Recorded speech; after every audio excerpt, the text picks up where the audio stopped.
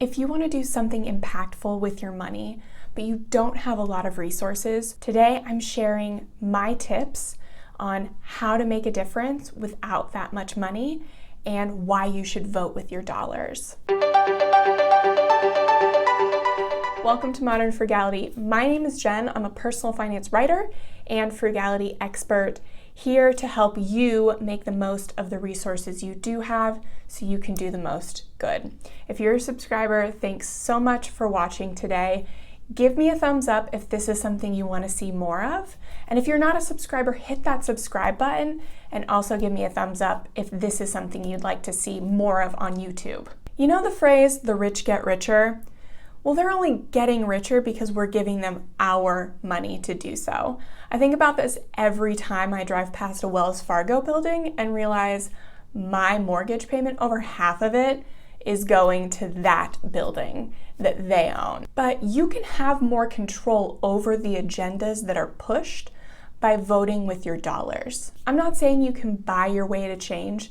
The purchases you make can only lessen the negative impact that humans have on this world. But it is still really important to put your money behind causes you support, to vote with your dollars, and then also, I think it kind of goes without saying, to also vote physically too, especially in local elections, because most of the time, elected officials in higher offices only get there by way of local elections. So do not underestimate the power you have on a local level. It's really the biggest impact you can have. But even though you may be struggling financially, you still have a responsibility to make the best decisions you can with how you spend your money. So today I'm sharing 5 ways that you can make a greater impact with the limited resources that you have. The first is to put giving in your budget. You don't walk into the gym for the first time and back squat 300 pounds. You have to work up to it. And it's actually the same with being generous. I don't care how small your paycheck is or what financial goal you're trying to reach right now, you have a responsibility to be investing back into the community that is fostering your success. And whatever community you believe that is your choice. But you still should be giving regularly. A lot of times things will come to light and we'll make one-off donations. That's really great, and those things should keep happening, but you can see a much faster and more global impact when everybody is giving regularly. And so we're probably never going to get to a place where that is, unless you consider taxes regular giving. But you can be the change that you want to see in the places that you want to see it. So you have to put it in the budget every month. And you can start as small as you need to. Maybe it's $10 a month. Maybe you go up $10 every month. Whatever it is, give consistently. The work isn't done when the media starts reporting on something else. It's up to us to keep funding the causes that we care about. Number 2 is to find one organization to donate to. There's a countless number of amazing nonprofits doing amazing work, but you can have a greater impact if you are going deeper versus wider. But I understand that can be hard. How do you know the ones that are going to use your money for good causes or absorb 80% back into running the nonprofit? You just have to do some research. As a donor with limited resources, you have to take it upon yourself to look at sites like Charity Navigator and GuideStar and look at the financials of these companies and see what's happening. Is this one that you really love maybe really well funded, while this other one that maybe you don't love as much but is still something you love, maybe it's not funded as well, and so maybe that's the one you choose. And that makes it easier too.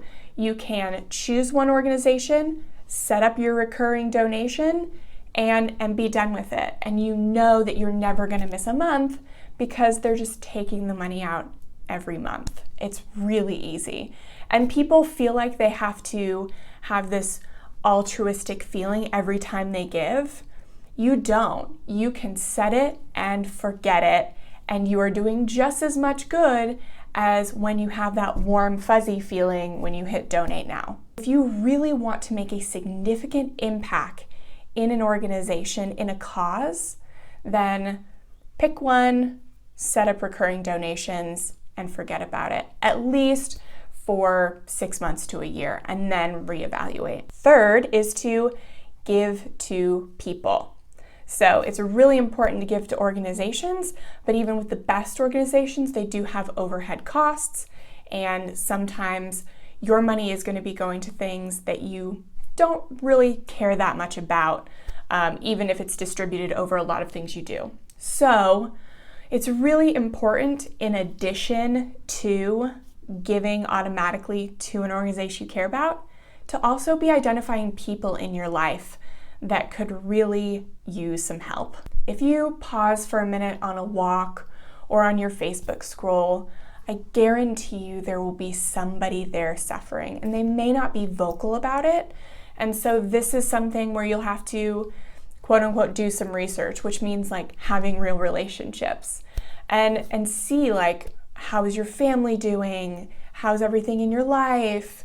All of these things, finding out where you can be of most help. And if it's not somebody directly connected to you, maybe it's a stranger. So I one time went to the gas station when I was in college, broke college student, and went to put gas in my car, and there was $20 on the pump. And that made a big difference for me. So maybe you're going into a rougher part of your city and leaving $20 on the gas pump. Like, it's up to you. You can give to people even if there aren't people directly in your life that quote unquote need it. Fourth is to know who you're buying from. Until you're a wealthy millionaire who can hire somebody to manage your trust of, hundreds of thousands of dollars, you're gonna have to do it yourself. And so part of that comes with doing research with the organizations you donate to, and the other part has to do with how you spend your dollars every day. And that means buying local. So buying things from people who live in your community. And I mean shop local, like not just hipster trendy, like shop local stuff, but like hole in the wall, this is my income, I have no fallback plan, local shops.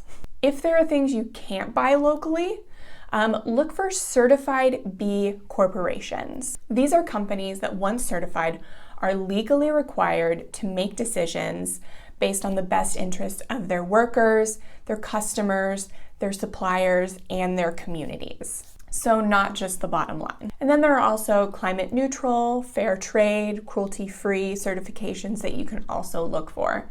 But the most important thing is to be able to know who your money is going to. Fifth is a mindset shift. It's view the extra expense as an investment. I probably don't need to tell you this, that buying local, fair trade, sustainable, it's a little more expensive than hitting up Walmart for what you need. And if you watched my investing video a few weeks ago, you remember I said that frugality is just spending less than you make so you can invest the rest. And part of that investment is back into your community. Frugality is not about getting a good deal on everything. It's about being a good steward of your resources. And more than anything on this channel, that is what I want you to remember. Frugality is about being a good steward of your resources. So at every opportunity you have to choose local, to invest in your community, in people, you should be able to take it as long as it doesn't inhibit your family from putting food on the table. I hope this video shed a little light on that. You can definitely check out any of my other videos and see a little more about frugality, about living a frugal life that isn't about eating ramen all the time, but is actually really rich and full and meaningful.